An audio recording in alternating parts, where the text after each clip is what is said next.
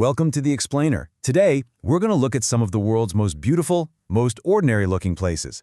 But beneath that calm exterior, well, there are hidden forces and scientific truths that make them unbelievably dangerous. So let's just kick things off with a question to frame this whole journey. What if our gut feeling about safety, what makes a place feel secure? What if that intuition is just completely wrong? Because as we're about to find out, the biggest threats aren't always the ones you can see. They're the ones hiding in the geology, the chemistry, the physics of the world all around us. Dangers that, honestly, only science can even begin to reveal. Okay, let's dive right in. We're going to start with places you might actually go on vacation, places that are so beautiful, they kind of lull you into this false sense of security. First up is Lake Notes in Cameroon.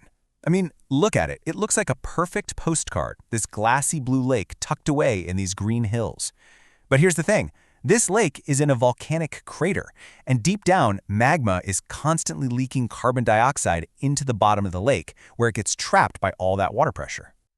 All that stored gas is basically a time bomb, and on August 21st, 1986, it went off. Something triggered the lake to release a massive, totally invisible cloud of CO2. It was heavier than air, so it just rolled down the hillsides into the villages, silently suffocating over 1,700 people and thousands of animals in their sleep. This horrifying event has a name. It's called a limnic eruption. It's just a chilling example of a place that looks completely peaceful but is hiding this potential for mass death with absolutely no warning you can see.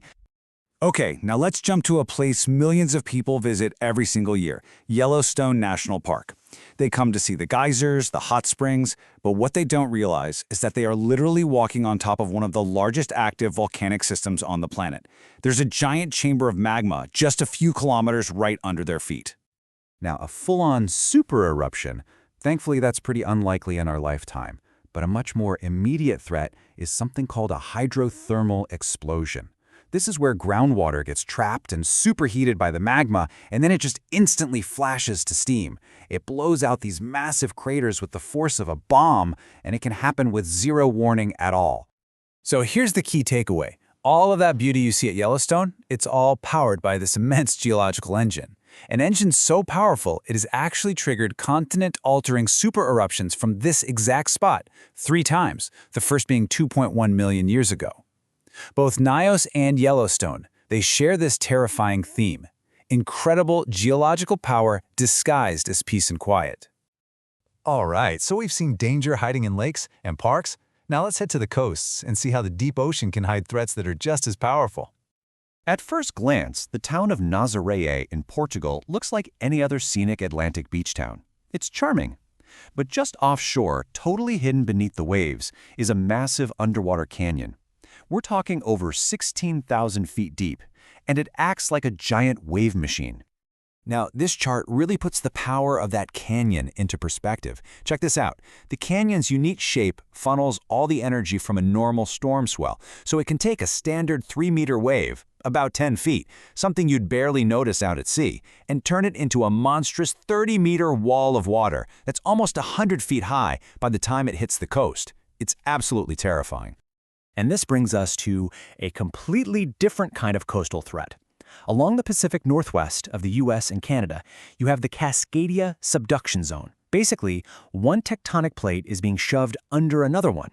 And as you can see from this timeline, that fault has been locked up tight, silently building stress for over 300 years, ever since it last broke back in 1700. So all those peaceful beaches and quaint seaside towns, they are sitting right on top of a geological trap.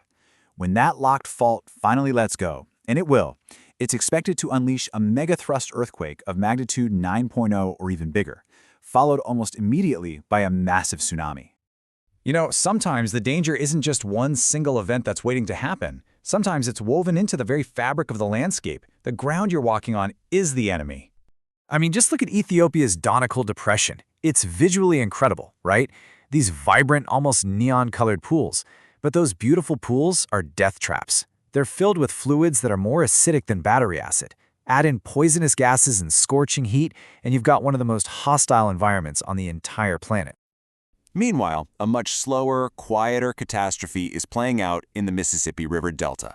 For the millions of people who live there, it just looks like home. But the entire region is sinking and falling apart. because the levees built along the river have starved the delta of new sediment, the very mud and sand that built it in the first place. It's a landscape that is literally vanishing from beneath their feet. And then, of course, you have Chernobyl. On the surface, it almost looks like nature has made this incredible comeback. Wildlife is everywhere, but the science reveals a really disturbing truth. The soil, the water, the plants, they're all saturated with invisible radioactive hotspots. The danger isn't something that attacks you. It's a constant, silent corruption of life itself, right down to the cellular level. So, what's the pattern here? We've got an exploding lake, a park that's a volcano, a coast that makes monster waves, a landscape that's literally poisonous. What do all these places have in common?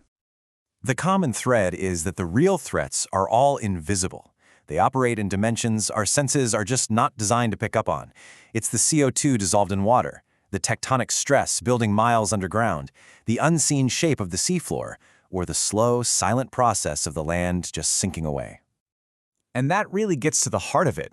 Our brains evolved to react to immediate, visible threats. A predator hiding in the grass, smoke on the horizon. We are just not biologically equipped to sense a danger that builds up silently for hundreds of years, or one that's hidden in the very chemistry of the world around us. And this is exactly why this all matters. Science basically acts like a new set of senses. It gives us the tools, from seismometers to chemical tests to satellites, to actually perceive the profound and, often terrifying power that's shaping our world just beneath the surface of what looks normal. And that really leaves us with one final thought to chew on.